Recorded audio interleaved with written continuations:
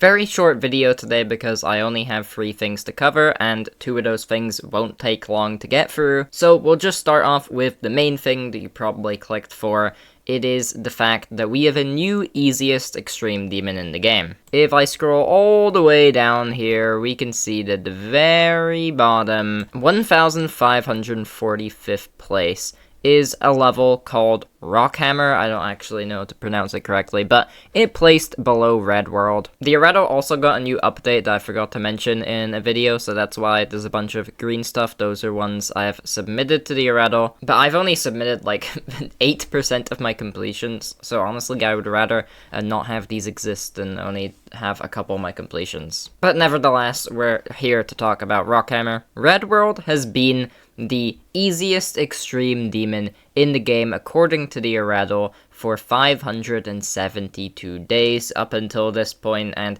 it makes sense why most people call this level pretty much a borderline hard demon until you get to the last, swing copter and the infamous ship. Personally, honestly, I still find the swing copter hard demon difficulty as well. It's just the last ship that is super stupid, which kind of bumps it up to that extreme demon territory. Realistically, this is a high-end insane, but it stayed at extreme demon for so long that I don't really ever see this being demoted to insane demon for a while still. And Rockhammer placed below it. It even gives just 1 singular list point. Compare that to the 500 of society. We can see what it looks like here, and it follows a very similar thing to Red World from what I know, where basically its difficulty is super free. There's barely any really hard sections in the beginning, and then when you get to the very end, it throws this stupid 2.2 ship and a very hard wave out of nowhere, and that's where it gets its difficulty. It's also just very short, which is another thing, which means the difficulty here is very condensed. You can see here,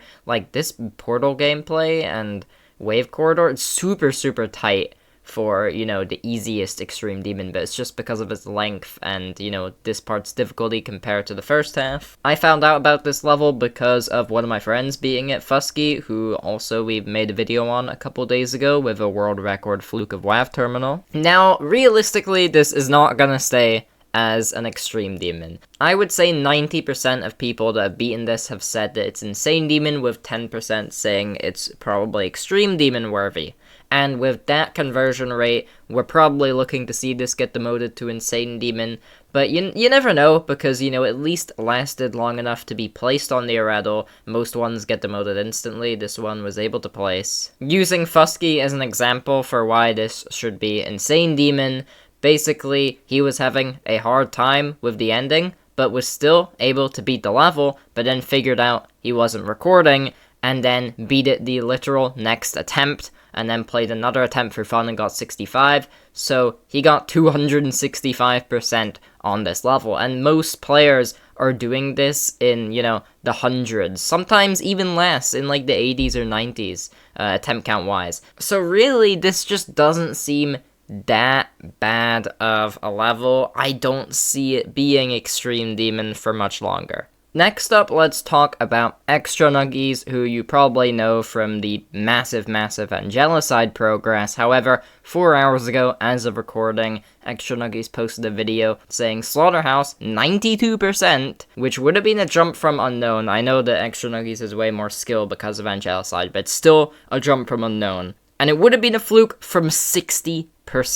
By the way, I know a lot of people call Extra Nuggies jerky. I don't actually know what's the preferred name here. I'm just gonna go off of, what's on the YouTube profile. But basically, the reason why this might not seem impressive at first is because we've already covered a far more impressive death, which was a 95% death, and that was going to be a fluke from like the 30s. It was going to be a crazy run. However, this is still very impressive because a fluke from 60, if it went to 100, genuinely would have been the new world record. Currently, the best flukes on this level are both in the 63% range. 60% would have definitely been a new world record fluke. It would have been absolutely crazy, and you can see here, this is super far into the level. It's at the very end. Sadly, quite a soon death in the cube. Not especially the nicest looking death there. That wasn't the hardest click in the ending bit here, but that was still a crazy, crazy run.